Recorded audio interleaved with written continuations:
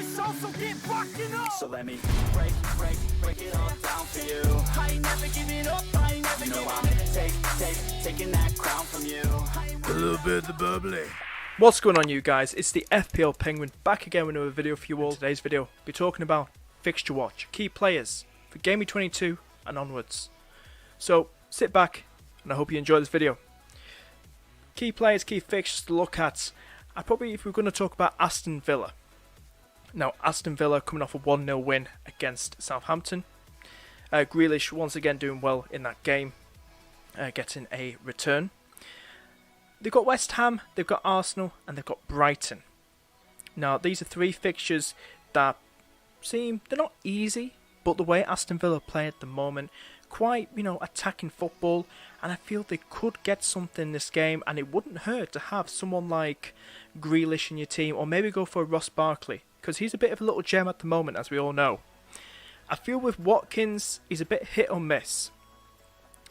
So I just wait on Watkins, unless you're brave enough to go with Watkins, or if you've got him already, keep him for that game, but I wouldn't recommend bringing him into your team if you haven't got him already. But someone like Grealish, or maybe Ross Barkley, who's a tiny bit cheaper than Jackie Grealish, could be a good one to go for. Target, on the other hand, is another good one. Matty Cash is there too. You also got Martinez. If you've got him already, some good save points could be coming your way. If you have a look at this, shout out to SofaScore. Do check him out. Very good posts, good stats. Not sponsored, just putting it out there. And but this is how Jackie Grealish lines up, as you can see. He's a bit all over the field, takes corners on both sides, and he's such a nice, good player. Baller. He is. He's a really good player. He really is. And he's not as consistent with the returns as we know, Jackie Grealish, but he's a workhorse in that team, as we know. He's about 7 point something million, and he's a very good player. But as I said, if we put him up against his teammates, Mr. Barkley, Ross Barkley, with Grealish being the green and Barkley being blue, as you can see there, pretty tight, isn't it? It's pretty tight, but Grealish just edges it in attack, in creativity, in technical, and but in tactical also too. So Grealish just edges it, but there's nothing wrong. If you want to go for that cheaper differential, go for Ross Barkley. He's a nice little gem, and he scored against Southampton, so it's a good one to go for. So I don't think double up hurts, double up attack, but at this moment I wouldn't risk it. I think going for the one Villa attacker at this moment, mainly a midfielder, is the way to go for the next few fixtures. I also want to talk about Chelsea assets. Now, Chelsea, I've got Spurs, Sheffield United, Newcastle and Southampton in the next few games. Now, Spurs game is going to be tough. Chelsea, the new manager, got a draw in his first game, a clean sheet, 2 clean sheets, should we say. One against Wolves and a 0-0 draw, and also a 2-0 win today. So it's going to be interesting to see. It's a bit of rotation going on. Alonso starting instead of Chilwell. Alonso returned, so a bit of headache for Chilwell owners there with a bit of rotation. But I think the Spurs game is going to be tough. We have to see how they do against Spurs, if this manager can continue his undefeated streak, make it 3 in a row against Spurs. Tough game. But Sheffield United and Newcastle, maybe Southampton as well, because they're conceding goals too, are good fixtures to target. Now, we don't know who's scoring at the moment, a more consistent scorer, should I say. Team of Werner doesn't look to be in the favour, of this new manager for Chelsea at the moment, so probably stay clear away from him. There's Hudson-Odoi, a lovely cheap gem. We've seen what he's done. He's got an assist against Burnley in that game. Looks like Alonso, maybe the new number 1 left back. Who knows? He was a very, very good player. I think it was last season he was getting those returns, or the season before. He was bombing down that wing just like Chilwell, and he was getting those returns and scoring. So Alonso, if he keeps getting the game time, could be a good one to go for. Hudson-Odoi, even use a cheap little gem, but just hold fire for the minute, see how they do against Spurs. There's no one really screaming out to me from Chelsea attackers-wise, but defensive-wise, if you want to look at Azpilicueta, he's a good one to go for. But I think mainly probably aim for defenders. I feel this manager has got this Chelsea team, the defensive-wise, quite sound at the moment, and see how they do against Spurs, but probably target Sheffield United, Newcastle and Southampton from Game Week 23 to Game Week 25 and see if there's anything good that can come from Chelsea in those fixtures. A team that I'd say avoid at this moment of time is Everton. Now, I mentioned this in my last stream. They look like they kind of fizzled out, and they have, by the looks of it, losing 2-0 to Newcastle. DCL blanking. News coming out from Leeds that Rodrigo is set to be out of that game in Game Week 22, and Bamford and Rafinha are being assessed at this moment. So it's going to be interesting to see if those two will make it, but hopefully Bamford does make it, because Leeds really haven't got any cover in that forward line. So hopefully he does start. He doesn't miss out in that fixture, because he did very, very well. We'll get to Leeds in a minute. He did very, very well against Leicester today. So I'll say Everton at the moment, just ignore at this very moment of time, because do remember Everton did lose to Leeds 1-0 at Goodison Park earlier in the season. Another one to talk about, let's get straight into it, is Leeds. What a win. What a win. And Bamford, keeping the faith in him. I've got him in my team because he's that good of a player. And, you know, Pukki 2.0, I kind of thought that. I did jump on that. I did think he was going to be a Pukki 2.0 as he kind of dipped in form. But he's back. I'm glad I kept faith in him.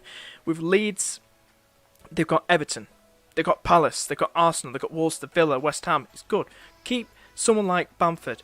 Go for someone like Rafinha. He's in form at the moment. What a signing he's been for Leeds so far this season. He's looked electric. If we have a quick look at Rafinha, I know a lot of people got Bamford in the team already. If we just have a quick look on SofaScore with Rafinha, he would be a good one to consider also. I think he's about 5 points something. He's looked very, very cheap midfielder to go for. And as you can see, this is how he got on. Let's see how he got on against Leicester. He got an assist today, as you can see. Hopefully you can see that. That's his little map, as you can see there. That's how he got on against Leicester. Going towards the left of the side of the field. That's where he's attacking. But yeah, he looks a good player. And I do like Rafinha. He could be a nice little gem for the fixtures ahead. We know what Leeds are like. They're very, very attacking. And that's how the manager loves to play. He really loves to play in that sort of tactical way, and that's what's really helping Leeds do well this season. I also feel as well, if you look at players like Dallas, you know, he scored today against Leicester. He's a good one too, but we know Leeds are conceding, but they only conceded one against Leicester. So I feel there's nothing wrong bringing in someone like Dallas. I think Dallas is another one, good one too. We know what he's like. Manager likes to play him as Lord Lundstrom midfield sometimes. And with Rodrigo out, wink wink, you Dallas owners out there, could we see Stuart Dallas playing in centre mid against Everton? I think we could. So you guys who got him, keep hold of him. Keep hold of him for that fixture, because you could be seeing a return from him. Not just maybe a clean sheet, but maybe a goal or assist against Everton. Also want to talk about as well are Leicester assets. Now, they did lose to Fulham 2-1 at home early in the season, which I was very, very shocked about. A lot of people were. But if you keep players like Harvey Barnes, Maddison, now they are coming off a 3-1 defeat to another promoted team, Leeds. So I still think they're that good attacking. I know they're probably missing Vardy, but it's time for these lads to shine while Vardy's out. And maybe Vardy might make a return very, very soon, probably in the Wolves or Liverpool game. I think Vardy's aiming for against us.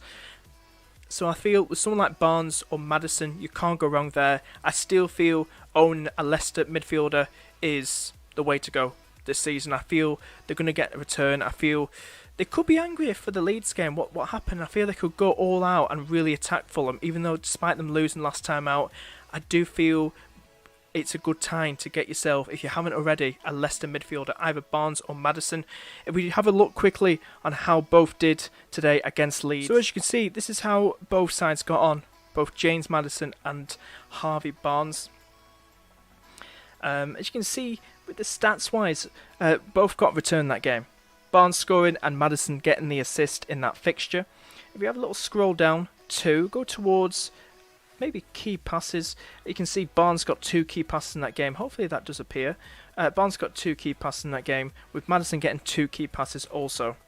Shots wise, we're talking about Maddison got 1 shot off target with 1 shot blocked, while Barnes, how did he get on? He just did about the same. 1 shot on target this time, but one shot block too. So they're pretty. You could just either own one or probably go for both. But I'd say it's safer at this moment just to go for the one. That's what I'd say. I think it's just safer to go for the one Leicester midfielder for the next few fixtures ahead. Now let's talk about Liverpool, my team. 2 wins and 2 now. They beat West Ham 3-1. They beat Spurs 3-1 also. So, is it time to bring Salah back in your team? Mane, have Trent, should we talk about Robertson, most importantly the defence? We did concede today and nothing really happened, with the fullbacks return-wise.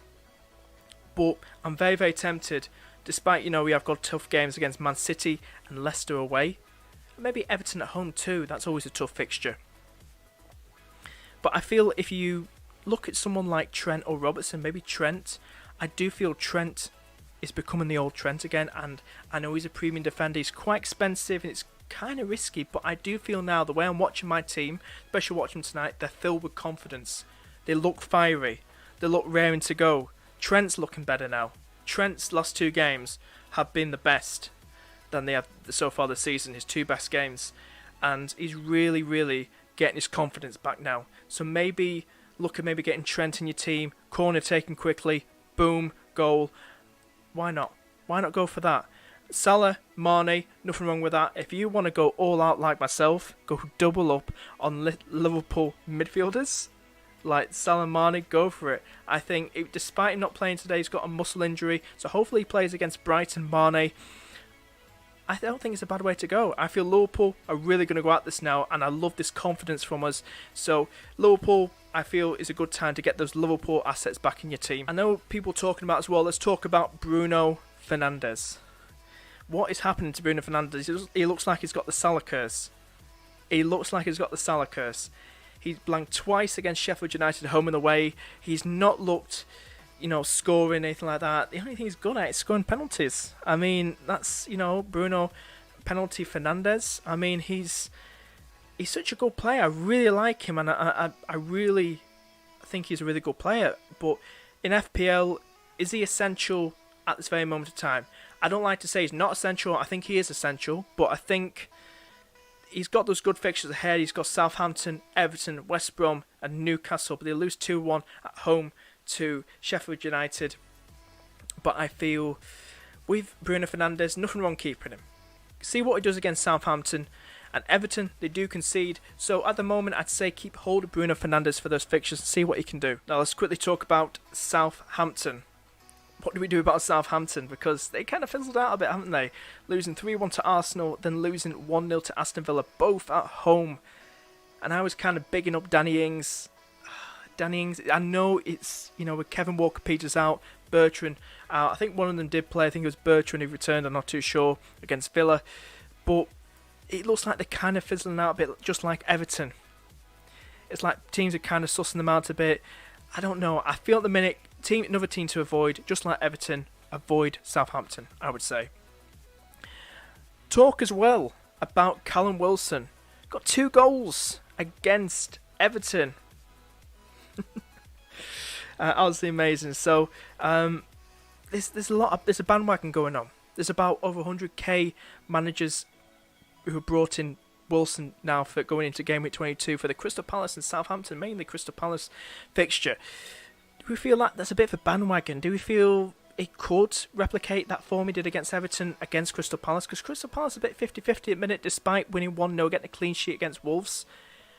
I feel at the moment, it's a bit of a troll move. If we bring him in, even on a free transfer, he could troll. I feel kind of look away from it at the minute. Don't get too excited about it. I feel he could troll. I can't predict the future, but I'm tempted to do it myself. Lacazette to Wilson, but at the moment I ain't doing it. I'm going to look elsewhere and probably improve my midfield or defence more instead. Also have a quick look down here as well. West Ham losing 3-1. They did lose 3-1.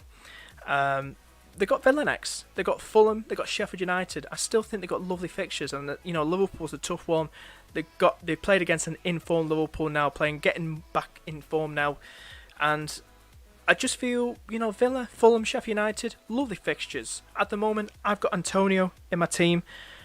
I think there's nothing wrong having a Souček. There's nothing wrong having a Cresswell. Cresswell got an assist today, despite conceding 3. This team conceding 3 goals.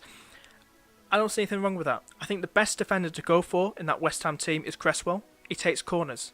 I think he does beautiful corners. They head them in. Someone like Souček, great combo, great duo. Souček is a very good one to go for, and he could have scored today. He could have scored today against Liverpool. So I don't feel having a triple up. If you want to be risky, guys, if you want to be risky, go for a triple up. I don't see that as a bad idea. Going for a Souček, Cresswell, and Tony goal in your team. I feel that's probably a nice way to go. But yeah, that's pretty much it, guys. So I hope you have enjoyed this. So there have been my thoughts on the fixtures ahead. So yeah, guys, that's it from this video. Hope you have enjoyed it. If you have, hit the like button, hit subscribe, and join the bubbly bunch army. Hopefully tomorrow I should be streaming with some more special guests, talking about all things Game Week 22 and also how we got on in Game Week 21. So do stay tuned for that. Hopefully around about 2 or 2:30 PM GMT time in the UK. So do stay tuned for that, and hope to see you there. And yeah, guys, see you later. I'ma go all in, party like Friday. I'ma take this day, turn it to my day. Oh, she love me, sipping bubbly.